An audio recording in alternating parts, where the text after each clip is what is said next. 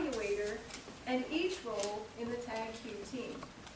Tonight, Mike is presenting speech number 5 from the Competent Communicator Manual, Your Body Speaks.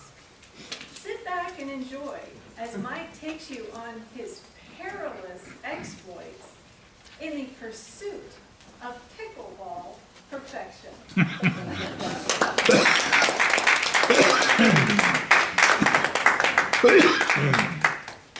Thank you, Madam Toastmaster, fellow Toastmasters, and honored guests.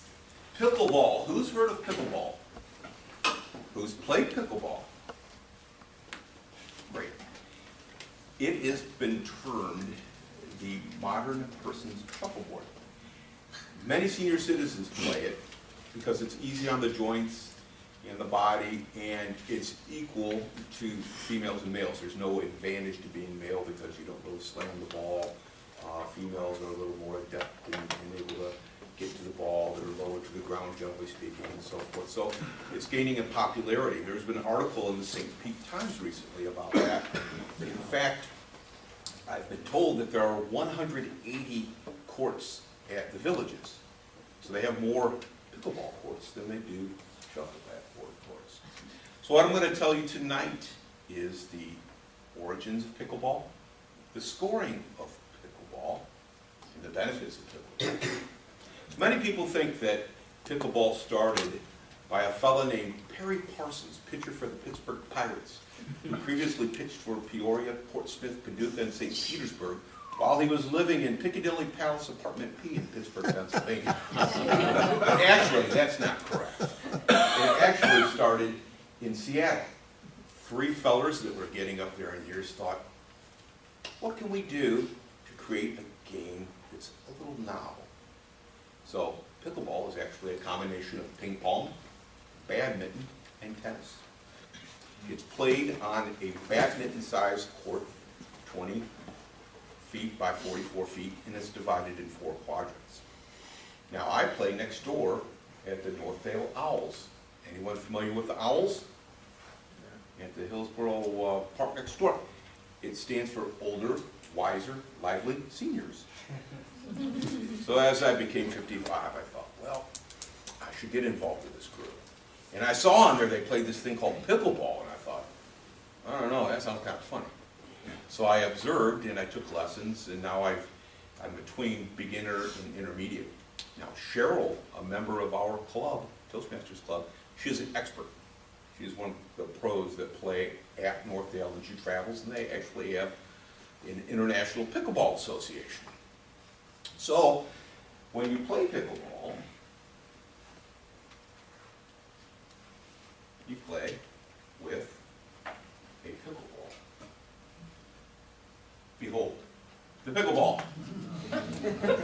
It looks very similar to a wiffle ball. Okay? It bounces, allegedly, 1/3 the amount of a tennis ball, and on carpets probably even less. Yeah, did pretty good there. Except when it comes to me, usually they bounce anywhere near like that. So the key is to become used to this particular pickleball and the way it moves around the court.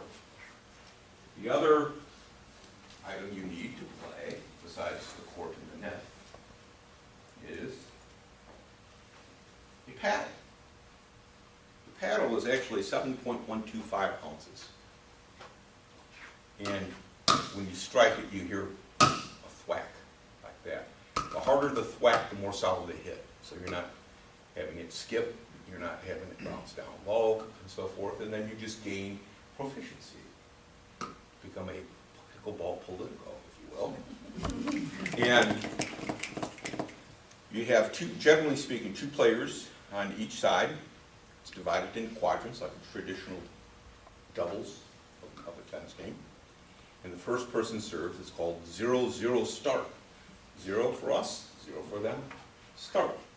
And you serve, and you can only gain points during your serve. If someone breaks serve, then they get the serve, and the other side serves server 1, and then server 2. But you continue to serve as long as you gain points, and you play till you amass 7 points. Sounds easier said than done, but it's not always. So As you proceed through the game, if you score a point, then you move to the other side, and you serve to the other person, and vice versa. If you're the serving team, you have to remain back because there's the double bounce rule. So when I serve, it has to be in the other quadrant, and then when I serve to the other side, I serve, and it goes, hopefully, over the net, which is 36 inches tall. And when you serve, you must serve from below the waist. You must start from below the waist, so you can't do an Ilie Nastase type slam. And then you have to be as fleet of foot, usually, as Venus Williams or as close there to. So when you serve the ball, the other side returns it, you must remain back because you have to let it bounce once. Then the idea is everybody moves up to an area which is about 7 feet from the net. From this line, and there is a line, forward, it's called the kitchen. Can't be in the kitchen. If you're in the kitchen, then even though you might be able to connect with the ball and score, it's nullified because you violated the kitchen rule. That's to keep somebody that's 7'8" up there slamming the ball down instantly. You would think that it would be a wise idea to slam the ball. Many times you have that idea, oh, I just want to slam that ball, but you can't. Because the more proficient shots are little dinks, which is underhanded, so as they're standing back, it goes right over the net, and it goes before they can get it. Or hit it between two players. So one player is going to his or her left, and one player is going to his or her right, and you hit it down at the bottom. It's hard to get to. In an hour's play, you generally get about 3,000 to 3,500 steps in your Fitbit. So I'm plodding over like a Clydesdale, trying to get to where I need to be to get the ball. It is great exercise, and I enjoy it. Some people are concerned because there's 4 courts that you might have collisions. I'm not one of them. I think I would fare pretty well in collision. Now, let me tell you about some of the players there. You have Long Legs Larry. Larry's 6'5". He can reach above. You can't really get it over him. He can go left, right, reach over to their player's court. The only way you can defeat him is get it down at his feet where he can't get down there fast enough. Then you have Headband Hal. Headband Hal likes to prowl around like he is the Politico. And he knows everything, wants to be the one to tell you the right rules, the wrong rules, and all of that. And then you have Pickleball Patty. Pickleball Patty, she will sit there and she will endeavor to serve. She strains to see past her glasses or her hearing aid, but let me tell you, she can hit that ball so hard. I was getting used to it for the first time, feeling sorry for her, and the next thing I knew, it was heading perilously close to my midsection. So I learned how to deal with Pickleball Patty. So I hope that my pursuit of pickleball perfection continues to be a smashing success. Thank you.